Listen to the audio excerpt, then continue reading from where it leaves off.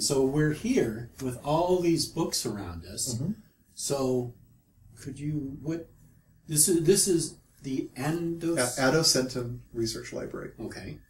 And when we were putting a library together, every pagan group under the sun that did anything with a library was calling it something about Alexandria. Mm. You know, because we all have the image of the Library of Alexandria held up as the paradigm, mm-hmm. you know, of a library. And so didn't want to be just another Alexandrian library. So we were trying to come up with something. And in the Corpus Hermeticum, which is teachings from Hermes Trismegistus to a number of students, you could call them revealed texts, certainly. But in one of them, called the Asclepius, there's something called the prophecy. And it says that there will come a time when foreigners will invade Egypt and the temples will be torn down, the temples will become tombs, and people will not venerate nature anymore, and the old ways will become illegal, all these sorts of things. And one of my favorite lines, and mankind will be left to the tyranny of the angels because the gods have withdrawn from Egypt. And this sounds just horrible. It does. But Hermes promises, but there will come a time in the future that they will return, you know, and restore the worship of nature, and everything will be cool again. Mm. And Asclepius says, well, where will the gods be? How is this happening? They said, in a city to the farthest west of Egypt, to which people will hasten by land and sea. And we figure, well, we're about as far west from Egypt as you can get. And we've got a pyramid over here. And in some texts, that city is called Adocentyn, which comes from the Latin ad occidentem, which literally means to the west. Hmm. And so Adocentyn is the city of Hermes to the west that the gods would be in before the restoration of the worship of nature. Sure, this seemed like a perfect spot. So we took the name Adocentyn. And it started as a plan of 6 elders in the Bay Area, myself and Anna Korn, Glenn Turner, Rowan Fairgrove, Gusta Zarega, and Diana Paxson, all who had pretty large libraries of our own that were pushing us out of our houses, and either didn't have kids or had kids that weren't particularly interested in the books. And we're like looking at putting stuff in storage. I said, well, why not? The idea I had was shared storage with access. Why don't we just put them in one place and make them available to people?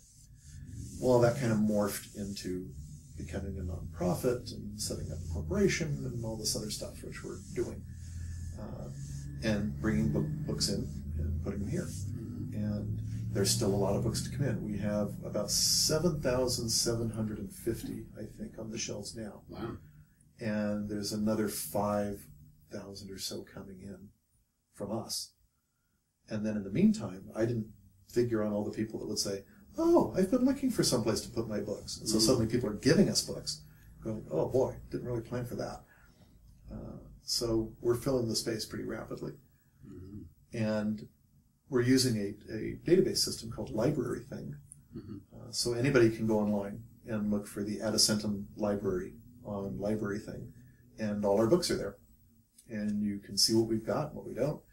And there's a system of tagging in it that allows you to put a whole bunch of keywords for a book, that are things that are in the book or that are important about the book, whatever. And unfortunately, Library Thing doesn't have a field for shelf location. And so we've just had to say, well, the first tag is where it actually is on the shelf. And so all around the shelves, there's, you know, shelf labels everywhere for sections. There's an overall plan, but the first tag tells you where it actually is. But all the other tags kind of tell you where it could be. You know, and for me, doing research, first when I was working at Shambhala Booksellers, and then in my library, and now this library, the magic happens, the discoveries happen when you connect this book in this section and that book in that section. You know, not necessarily the books that are right side by side in the same place. And the tags really help do that. You know, the tags allow you to note. You can say, oh, I didn't know this book had something to do with polar stars. So you click on polar stars, and every other book that has something to do with polar stars pops up. You know, which is a great way to follow a train of thought through a number of books, and also keeps us from arguing over where a book should go. Because as long as it has the tags in it, it's not that crucial. If I want my Scottish folklore book to go in a subsection of Scotland, and someone else wants it to go in a subsection of folklore, that's okay. Because the tags will still connect them. So we're growing. We are especially focusing on periodicals too, notes from groups. We actually have hashed out an actual purpose statement. I'm afraid I don't have it with me.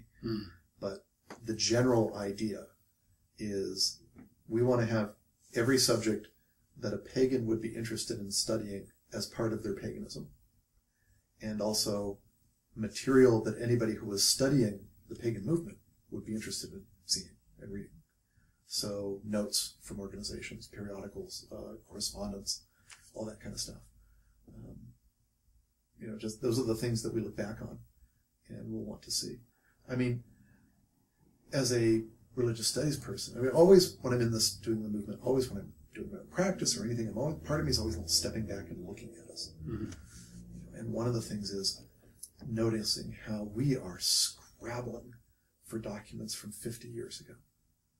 We want to know what happened in the 50s, in the 40s and 50s. We want to know what's happening then.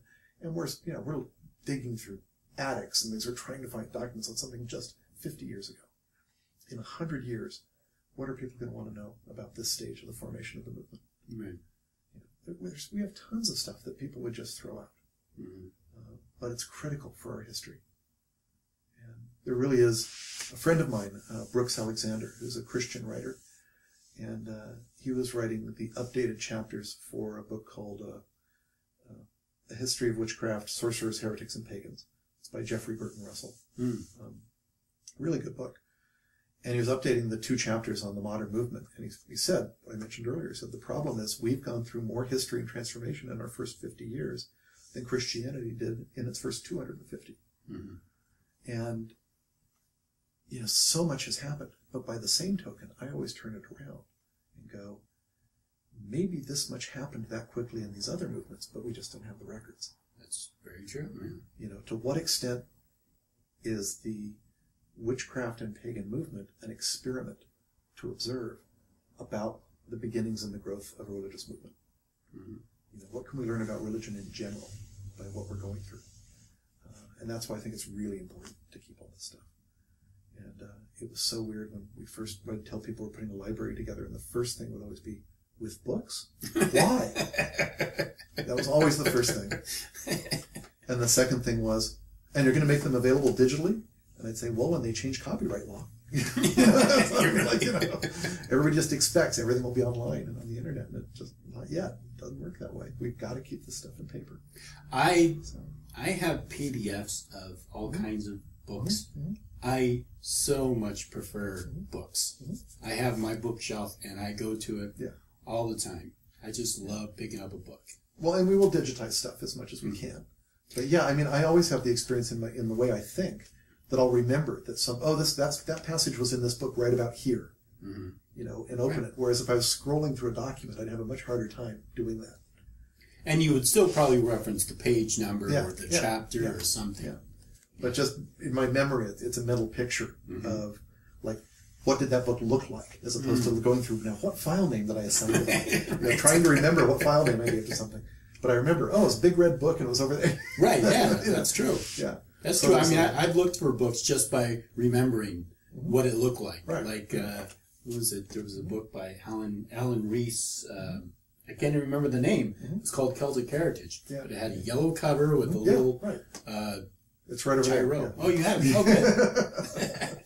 So that brings me to the other question. So you have all these books here. This is a library. I assume people would have to physically come here and join the library? We're in the last stages of getting a business permit. Okay. To actually open and be able to let people come in and use it. Although if people do want to just come, make an appointment with one of us, they can come look for stuff. But it is on-site use only. These kind of books just have a history of being stolen. Now, maybe we've moved beyond that, but in the past, that used to be the case. Yeah. So we do want it to be on-site only. And can use the computer, to look up whatever you want, and we'll pull it out and find it.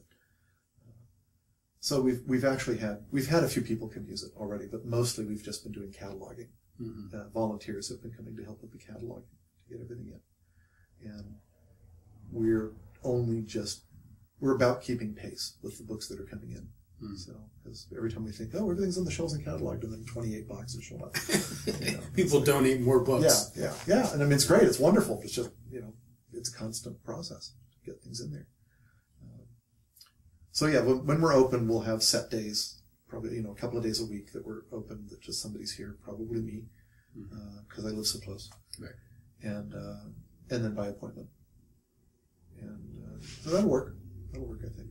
So people from around the world couldn't order a book here. They would actually physically have to come here. Well, not quite. We're talking with we're in conversation with other libraries, mostly around the United States, but around the world, like Adocentyn and New Alexandrian, but also the Witchcraft Museum in Moss Castle.